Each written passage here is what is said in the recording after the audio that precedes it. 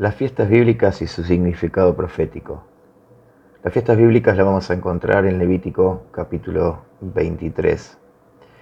A medida que Israel celebra estas fiestas solemnes formales con requisitos y normas, mostrarían al mundo el plan de Adonai para la humanidad. Las ordenanzas de Dios no son fiestas del pueblo. Vamos a ver 7 fiestas ordenadas en Levítico 23 y vamos a comenzar por la primera de ellas, que inauguraba el año religioso o el año del Eterno. Era su primer mes en el día 14. Esta fiesta es el Pesaj, como lo conocemos, la Pascua. La progresión de los sacrificios en el Antiguo Testamento muestra el siguiente orden. Primero, un animal por cada hombre, en Génesis capítulo 4, versos 3 y 4. Un animal, o sea, un cordero por una familia, Éxodo 12:3. Un animal por toda la nación, Levítico 16. El cordero de Adonai por el mundo, Juan 1:29. El cordero pascual apunta a un punto determinado de la historia, cuando ocurre el nacimiento de Yeshua, el verbo hecho carne, a través de su nacimiento de Miriam. Shaul declararía, inspirado por el Ruach HaKodesh, el espíritu de santidad, porque nuestra Pascua es el Mesías, ya fue sacrificada por nosotros. Veamos las señales proféticas que involucran al antiguo cordero pascual y que anunciaron durante siglos las mismas características que se iban a reproducir en el cordero de Adonai. El sacrificio de la Pascua hebrea tiene que ser un cordero. A Yeshua se lo llama el cordero de Elohim. Él era manso, inocente y sumiso. El anuncio de Yohanan el inmersor era aquí el cordero de Adonai que quita el pecado del mundo. Tenemos que entender que las multitudes de todas las naciones en el cielo claman a gran voz diciendo: la salvación pertenece a nuestro Adonai, que está sentado en el trono, y al Cordero. Esto lo vamos a ver en Apocalipsis 12:11, donde dice: a ellos han vencido por medio de la sangre del Cordero. Apocalipsis 13:8 dice: en el libro de la vida del Cordero, que fue inmolado desde el principio del mundo. Ya el profeta Isaías manifestó: angustiado él y afligido, no abrió su boca, como cordero fue llevado al matadero, y como oveja delante de sus trasquiladores enmudeció y no abrió su boca. Isaías 53:7. Tenía que ser un macho de un año, Éxodo 12:5. En la flor de la edad, nuestro Mesías Yeshua se ofreció en el Calvario en lo mejor de la plenitud. Esto lo vemos en Lucas 3:23. No lo hizo en su niñez, cuando Herodes mató a los niños, Lucas 2:52. Nos dice que Yeshua crecía en sabiduría e inteligencia, en gracia para con Adonai y los hombres. Tenía que ser sin defecto, esto está en Éxodo 12:5. Nos habla de la pureza de nuestro Adón en Isaías 53:9, donde afirma: aunque nunca hizo maldad, no hubo engaño en su boca. Hebreos 4:15 nos dice: sino uno tentado en todo según nuestra semejanza, pero sin pecado. Segunda de Corintios 5:21 afirma: el que no conoció pecado por nosotros, lo hizo para que nosotros fuésemos hechos justicia de Adonai en él.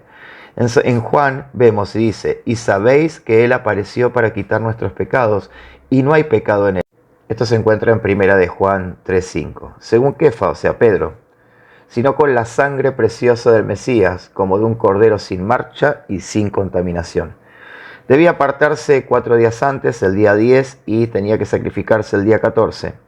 En el calendario hebreo, cada día en cada año coincidía, o sea, si alguien nacía un viernes, cumplía años. Siempre los días viernes de los años siguientes. Días antes de la Pascua, nuestro Mesías entró en Jerusalén. Esto está en Lucas 19:28 y en Lucas 9:51, donde se registra una declaración impactante de Yeshua. Cuando se cumplió el tiempo, afirmó su rostro para ir a Jerusalén, es decir, resolvió con toda firmeza el plan que incluía su viaje hacia el lugar donde iba a ser sacrificado. Este cordero tenía que ser muerto y cocido al fuego. Esto está en Éxodo capítulo 12, versos 6 al 9. Esto señala proféticamente los tremendos sufrimientos del Mesías, según Isaías 53, 4, 5 y 7. Lo anunciaba así: llevó nuestras enfermedades y sufrió nuestros dolores, y nosotros le tuvimos por azotado, por herido de Elohim y abatido. Mas el herido fue por nuestras rebeliones, molido por nuestros pecados. El castigo de nuestra paz fue sobre él, y por sus llagas fuimos nosotros curados.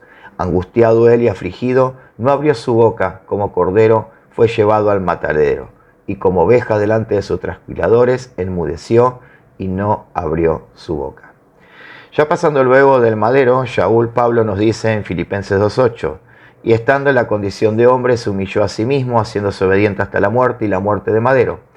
Entre los sufrimientos del Mesías encontramos grave dolor, distensión de las articulaciones por estar colgado, calor y frío extremos, tensión nerviosa lenta, estrangulación, angustias psicológicas de estar colgado, despreciado, abandonado por sus amigos, desnudo frente a muchos.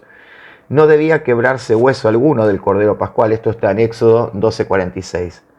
De Yeshua había una profecía del Tanaj que ningún hueso suyo sería quebrado. Esto lo vemos en Salmos 34:20. Y también vemos que Juan, capítulo 19, verso 33 al 33, registra el cumplimiento. No era suficiente durante la primer Pascua que la sangre del cordero se derramara, sino que había que rociarla con hisopo. El hisopo era una planta aromática de Egipto. La fe bíblica es el hisopo, actual con que nosotros aplicamos las promesas de salvación a nuestra vida. La sangre era puesta como señal pública en los dos postes de la vivienda y en el dintel. Esto nos habla en el mundo de fe la necesidad de la confesión pública de esta fe. ¿Cómo está tu hisopo? ¿Cómo está tu fe? El Salmo 51:7 registra la oración de arrepentimiento de David. Purifícame con hisopo y seré limpio. La fe que tenemos que ejercer en el Mesías no es mera credulidad, tenemos que usar el discernimiento y la razón. La fe y vista son puestas como fe y razón y marchan juntas, y sabemos que fe viene de emuná, y emuná está ligada a la obediencia, a la lealtad y a la fidelidad. Entendemos por fe también que es confiar, obviamente, en el carácter y las promesas de nuestro Creador. La fe no es simple optimismo, no es esperar siempre lo mejor sin una base cierta. Es esencial ante todo e importante el objetivo de nuestra fe. En el umbral no debía rociarse sangre, ella no podía pisotearse, ¿sí? Esto lo vemos en Hebreos 10:29. La sangre rociada preserva a la familia antigua del ángel exterminador, el cual no tenía nada que hacer donde veía la sangre protectora. Nuestra proclamación de la Besorá o de lo que llaman evangelio debe estar dirigida a toda persona, incluyendo la mente, el corazón y la voluntad de esta persona, anunciando todo el evangelio del Mesías. Un Mesías encarnado, colgado en un madero, resucitado, reinante y con la espera de su segunda venida. No tenemos libertad para presentar un Mesías en forma parcial, ¿sí? Su vida, su muerte, su sacrificio, su resurrección es para salvación. La actitud del antiguo creyente ante el Cordero Pascual era la siguiente: el Cordero no era para mirarlo. Había que comerlo, asimilarlo, para recibir la fortaleza espiritual y alimento. Juan capítulo 6, versos 53 y 55. El Cordero debía comerse por completo.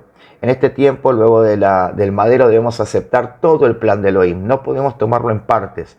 El yugo, el madero y la corona. No podemos aceptar una parte del plan de Adonai y rechazar lo que no nos gusta, como pasa hoy cuando decimos yo sigo al Mesías, yo sirvo al Mesías, pero rechazo los mandamientos del Eterno. El joven rico no quiso aceptar el plan de Adonai porque le tocó una parte que no le convenía en absoluto: los beneficios del vínculo de rechazar las obligaciones que nos corresponden.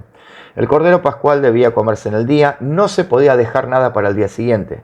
Lo mismo ocurre en nuestro tiempo. La oferta de salvación debe aceptarse en el hoy, ya que no sabemos cuánto tiempo nos concederá Adonai para decidir sobre su generosa oferta de amor. Hebreos 3:13. El Cordero Pascual debía comerse con hierbas amargas. Esto está en Éxodo 12:8. Las hierbas amargas representaban la amargura de la esclavitud, del sufrimiento. Hoy día Yeshua no será dulce si el pecado nos resulta amargo. Y el Mesías nos resultará amargo cuando el pecado no sea dulce. Comerlo con actitud de prisa o marcha. ¿Por qué? Porque debían marchar a toda prisa por orden de Adonai. Había cosas importantes que dejar. Todos habían nacido allí. Iban a tener que enfrentar el desarraigo, pero valía la pena. Era el precio de la libertad. Muchas comodidades debían dejarse. Como hoy para seguir a Yeshua, como Él pide, hay cosas que debemos dejar. Y si Él no las aprueba, obviamente tenemos que soltarlas. ¿Qué conmemoramos en Pesaj? Bueno, conmemoramos la liberación de la esclavitud de la muerte. Esto es en algo profético. Sabemos que pertenece a la liberación del pueblo de Israel. Proféticamente, ¿de qué nos habla? Del Cordero de Elohim, que nos da la libertad de la peor de las esclavitudes, la del pecado, y la liberación de la peor de las muertes, la muerte eterna. Yeshua, el Cordero de Elohim, nos trae la auténtica libertad. Dice: y conoceréis la verdad, y la verdad os hará libres, en Juan 8:32. ¿En qué sentido necesitamos esta libertad? Necesitamos ser libres de nosotros mismos. Shaul Pablo exclamó: miserable de mí, ¿quién me librará de este cuerpo de muerte? Romanos 7:24. Todos los creyentes batallamos contra nuestro viejo hombre y cuánto deseamos ser librados de su poder e influencia. Cuando Yeshua convoca de nuevo a la vida a Lázaro, este sale con las manos atadas y los pies llenos de vendas en el rostro, envueltos allí en un sudario. Y Yeshua exclamó: desátenle y déjenle ir. Necesitamos ser libres de la culpa, de la vergüenza. En Juan 8 tenemos el caso de una mujer sorprendida en el acto mismo de adulterio, los cuales muchos dicen que es un texto agregado. Este texto es bastante conocido y ya vamos a estar ampliando en otro video cómo se debía hacer un juicio en el caso de adulterio. ¿Sí? Bueno, recordemos que esta mujer fue llevada delante del Mesías. El Mesías tuvo que demostrar que los culpables no pueden ser jueces. Se la llevó delante de él una tarea de despertar las conciencias dormidas, ya que aquella gente no sentía cargo de conciencia por sus culpas. Necesitamos ser libres del impulso incontrolable de pecar. Hay muchas personas atrapadas en la adicción de las drogas, en el sexo impuro, la pornografía, el continuo prejuicio, el hábito siempre de pensar mal. Aquellas personas que dicen que no necesitamos la Torá, que no necesitamos la ley del Eterno. En tal caso, quienes predican este tipo de mensajes de que la ley del Eterno no es conveniente para nuestra vida, ¿qué mensaje de salvación predican? Porque ¿de qué se tienen que salvar? ¿De qué pecados se tienen que arrepentir si cuando no hay ley, cuando anulamos la ley, no tenemos pecado?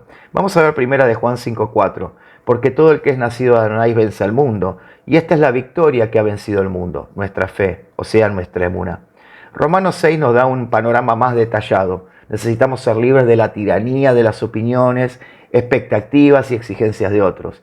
Todos tienen un plan maravilloso para nosotros. La gente que nos rodea nos va cargando de sus propias expectativas, ya sean padres, madres, novios, amigos, amigas, y uno inconscientemente se dice a sí mismo: yo debo hacer todo tal cual. Tengo que hacer todo como me dicen, tengo que ser aprobado por los demás. Pero ellos a veces nos presentan un modelo puramente humano y que en su propia semejanza no hace absolutamente nada, porque no son ejemplo de nada, que nos hacen estar pendientes de una aceptación y llegamos a hacer cosas solamente para agradar a los demás. Así que muchas veces llegamos a hacer cosas buenas, pero por motivos equivocados. Por ejemplo, ir a nuestra Keilah, a nuestra congregación, porque le gusta a mis padres, pero a mí no me gusta, o voy a ir a la charla que dan sobre Torah o sobre cualquier tipo de comunicación que tenga que ver con la fe, pero lo hacemos por obligación, como en el cristianismo, porque si no me quedo sin salir con mis amigos, o si no voy a estar en penitencia, o si no me van a poner un castigo. Llegamos así a la simulación, es una hipocresía constante. Primera de Pedro capítulo 2 verso 21 y primera de Juan 3, 1 al 3. Necesitamos ser libres. Necesitamos ser libres para poder permitir a los demás ser distintos a uno mismo. Eso es lo que quiso Yeshua enseñar a Kefas, a Pedro, luego de la resurrección y el mismo día de las 3 preguntas de su restauración. Necesitamos ser libres para trascender más allá de los límites del esfuerzo humano. Es ejercer fe para creerle a Adonai por las cosas imposibles que están más allá de nuestro mundo natural. ¿Hay alguna cosa imposible acaso para Adonai? Eso fue lo que el ángel le dijo a Miriam cuando ésta se sorprendió de que iba a ser madre. O como el patriarca Jacob, cuando exclamó: Adonai estaba en este lugar y yo no lo sabía. Como el profeta Daniel, que fue expuesto a los leones hambrientos, pero no pudieron matarlo. Necesitamos ser libres y glorificar a Yeshua. O vivimos para servir, o no servimos para vivir. O servimos a Yeshua o a nuestros propios deseos. En Yeshua tenemos la bendición de la vida eterna, según Juan 20:30. Nos dice que la Besorá, la buena noticia, escrito, es para que el ser humano crea en el Mesías y creyendo pueda tener la vida en su nombre. Primera de Juan 5, 11 al 12 dice: y este es el testimonio que Adonai nos ha dado, vida eterna, y esta vida está en el Hijo. El que tiene el Hijo tiene la vida, el que no tiene el Hijo de Adonai no tiene la vida. Porque nuestra Pascua, que es el Mesías, ya fue sacrificado por nosotros. Primera de Corintios 5, 7. ¿Para qué fue sacrificada? Y acá es lo que tenemos que entender. Para darnos la auténtica libertad y salvarnos de la muerte eterna, al concedernos justamente la vida eterna. Vamos a ver ahora el secreto de la copa de Pesaj que Yeshua tomó con sus discípulos. Quiero mostrarte algo poderoso que nadie sabe o quienes lo saben no siempre lo enseñan. En la cena de Pesaj se usan 4 copas, las cuales voy a mostrarte lo que representan. La primera copa, la copa de Kiddush, de santificación. Esta copa se toma en Pesaj, hace alusión a la separación que se hace de este día santo y de todos los demás días normales. La segunda copa, Herut, liberación, porque Elohim nos liberó de Egipto y Yeshua nos liberó de la esclavitud del pecado y de la muerte eterna. Luego se cena, como muestra los evangelios. Esto es importante entenderlo y separarlo de las 2 primeras copas que se beben conmemorando lo ya anunciado. Esto es importante porque la tercera copa de Goel, redención, Goel quiere decir mi redentor. Por eso, él dice en esa copa que esa era la copa del pacto renovado. Jeremías capítulo 31, verso 33, donde Adonai pone su ley en nuestra mente y en nuestro corazón. La cuarta copa es la copa del Halel. Halel quiere decir alabanza, la cual es la última que se toma en Pesaj, porque luego de la redención viene la alabanza hacia nuestro Creador. Pero quiero enseñarte además por qué él compartió la tercera copa de redención con los discípulos. ¿Por qué en vez de que cada uno tome la copa de las 4 que cada uno tenía? ¿Por qué Yeshua le dio de la suya? Bueno, esto va a volarnos la cabeza, puede que sí o puede que no, quizás ya lo sabías. Él les comparte de su copa y ninguno tomó de la que cada uno tenía por una razón tremenda. En la cultura hebrea, además del significado que tienen las copas en cada moedín, fiesta, el hecho de compartir de la propia solo se da en una ocasión. En la cultura hebrea, cuando un novio le ofrece matrimonio a una novia potencial, el novio ofrece de su copa para que la novia beba, ocasionando que la novia potencial, si no bebe, es que rechaza el casamiento, pero si la bebe, significa que acepta el matrimonio. Una vez que la copa es aceptada, el novio y la novia se separan por un tiempo determinado. El novio va a la casa de sus padres a preparar el hogar donde vivirá con su novia que aceptó. Cuando el tiempo pasó y ya está lista la morada, el novio viene a buscar a su novia para vivir juntos para siempre. Yeshua le ofreció la copa, murió, resucitó y se ausentó por un tiempo en el que fue a preparar morada para nosotros, regresando luego a establecer la morada con nosotros en su reinado milenial. Esto lo vemos en Marcos capítulo 10, verso 32 al 34, en Efesios 5, del 25 al 33, en Juan 14, de 2 al 4, también lo recalca. Y ahora, ¿qué pensás de guardar las solemnidades, las cuales son la sombra de lo que había de venir?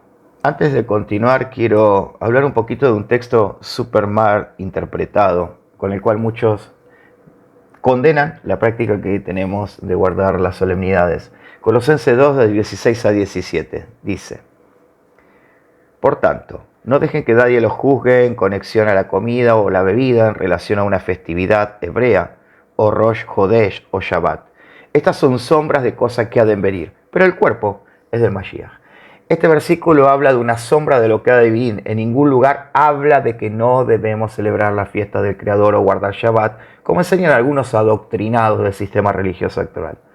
Todo lo que aquí está nombrando como Moedim, tiempos señalados, fiestas solemnes, y Shabbat, día de reposo, no sábado, es la muerte del Mesías, la venida del Espíritu de Santidad. Ocurren en estos días festivos de otoño. La segunda venida ocurre en los días festivos de primavera, ya que Elohim se mueve en su calendario, el cual está ligado a las fiestas bíblicas. Celebrar los días festivos y cumplir con Shabbat es algo bueno, ya que estamos cumpliendo la sombra de lo que haremos eternamente. Esto habla que somos seguidores del Mesías y que estamos cerca de Elohim. El sistema religioso da por abolida esta práctica, yendo en contra de la verdad bíblica, haciendo tropezar a los pequeñitos, cosa que va a ser castigada a quienes lo incitan. Mateo 18:6 habla justamente de esto. Si negamos estas cosas, si no somos parte de ellas, estamos negando a Yeshua. Cuando estemos delante del Creador, vamos a tener que explicar por qué estamos rompiendo sus misbot, sus mandamientos, y celebrando o no cumpliendo con sus normativas. Para entender lo que está hablando Rashaul Pablo, vamos a leer el contexto, viendo que desde el versículo 1 de Colosenses, ¿sí?, capítulo 2, el cual tienen que leer completo, no lo voy a hacer yo para no extender este audio, habla de que quienes quieran engañar con pensamientos persuasivos, falsos argumentos y falsa doctrina. Vamos a ver lo que dice el verso 6 y 7. Tal como recibieron al Mashiach Yeshua como Adón, sigan viviendo sus vidas unidos con Él. Manténgase profundamente arraigados en Él, continúen siendo edificados en Él y confirmados en su confianza de la manera que se les enseñó para que rebosen en acciones de gracias. Fíjense qué importante, le dice en la manera que se les enseñó. Quien diga que Pablo jamás enseñó esto, está mintiendo y realmente está fraguando, está mezclando, está rompiendo algo que realmente está en las Escrituras. Tenemos que entender que las doctrinas que surgen hoy son, para que se entienda, versículos tomados fuera de contexto y colgados en un dogma, los cuales se convierten en una doctrina totalmente negadora de la verdad de las Escrituras. Es importante entender cada pasaje de Colosenses 2, mirando muy fuertemente el verso 8. Estén atentos que nadie les esté llevando cautivo por medio de engaños y filosofías huecas, siguiendo tradiciones huecas de hombres de acuerdo a los rajim, o sea, de acuerdo a los espíritus elementales del mundo, pero no de acuerdo con el Mashiach. Estas doctrinas de hombres son las normas establecidas que no coinciden con las impuestas por Adonai. Comer cualquier cosa, no guardar la fiesta, no guardar Shabbat, no guardar Torah, todo esto infringe la vida que nos propone el Mesías para estar alineados con el Abacadosh. Hermanos, las fiestas solemnes, la alimentación, el Shabbat, no nació de hombres, nació del Creador y fue establecido como perpetuo. Para el hebreo y para todo el que profese la fe en el único Elohim verdadero, siendo Yeshua mismo quien nos introdujo en el pacto que tiene promesa por la fe en él. Pablo en esta carta no está diciendo que podemos comer cualquier cosa o celebrar fiestas paganas en los lugares de las fiestas de Adonai. Lo que está diciendo es que debemos tener cuidado de los falsos maestros que con sus doctrinas perversas corrompen la verdad y la vida que lo impropone. Estos hombres van a abolir la Torá, van a negar lo establecido al modelo original y van a usar doctrinas humanas, denominacionales, sectarias. Mira, vamos a ver una cosa, Colosenses 2, 14 al 16. Él canceló el documento de deuda en contra nuestra causa. Por causa de las regulaciones estaba como testimonio en contra nuestra, pero él lo removió clavándolo en la estaca de ejecución. Despojando a los gobernadores, autoridades de su poder, los exhibió públicamente como espectáculo, triunfando sobre ellos por medio de la estaca. Por tanto, no dejen que nadie los juzgue en conexión a la comida o la bebida con relación a la festividad hebrea o Rosh Hodesh o Shabbat. El acta de los decretos que habla Pablo es la condena que estaba sobre nosotros por no tener la ley, estando alejados de la verdad. Veamos lo que dice Colosenses 2, 18 al 19. Dice, no permita que nadie les niegue su premio, insistiendo en que mortifiquen el cuerpo o dando culto a los malajim, o sea, a los ángeles.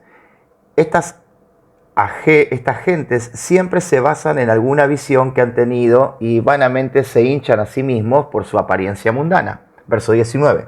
Ellos se equivocan al no sujetarse de la cabeza, de quien todo el cuerpo recibe provisiones y siendo mantenido unido por las coyunturas y ligamentos, crece como Adonai desea que crezca. Dice que estas personas torcidas que dan culto a los ángeles, como enseñan hoy, a activarlos, a ordenarles y bueno, cosas semejantes que ya sabemos, o hablan visiones supuestamente provenientes del cielo, cambiando totalmente las escrituras. Dice el verso 19 que no se sujetan a la cabeza. ¿Esto es a quién? A nuestro Mesías Yeshua. No dejando que crezcan como fue establecido por Elohim. ¿Usted está interpretando el texto? ¿Se está dando cuenta que no le han mentido? La roca donde nosotros nos edificamos y edificamos nuestra fe es la Torá. Y la Torá es Yeshua. Es el que da inicio a todo. No podemos negar la relevancia torciendo esto, imponiendo preceptos y costumbres que no van de acuerdo a lo establecido desde el principio. Colosenses 2 habla de cómo quieren las doctrinas de hombres apartarnos del original de la verdad, estableciendo fundamentos basados en el paganismo, una cultura totalmente pervertida, alejándote de lo que está establecido desde el corazón del Abacadosh. ¿Para qué? Para que no seamos partícipes de esa promesa y de nuestra bendición. Pablo está afirmando que nadie puede venir a juzgarte o a quererte cambiar la manera de profesar tu fe en Yeshua, la cual está establecida desde el principio por nuestro Adonai. Estos líderes modernos quieren robarte este privilegio, arrastrarte a los mandatos e interpretaciones sectarias y denominacionales. Usted debe seguir la Biblia, las Escrituras, lo establecido. Usted está para transitar la verdad y no dejarse engañar. Este es el primer video de una serie de videos. Quédate para el video número 2. Vamos a hablar acerca del Shabbat y cómo intentan hacer desaparecer el Shabbat y los tiempos señalados. Nos vemos la próxima. Quien te habla, el Roy Cristian Andolfi, del Movimiento Nezarita Mesiánico Novedad de Vida y del Centro de Estudios Nasev Nishmat Torah. Estamos a tu servicio y estamos para bendecirte. Shalom a todos y bendiciones.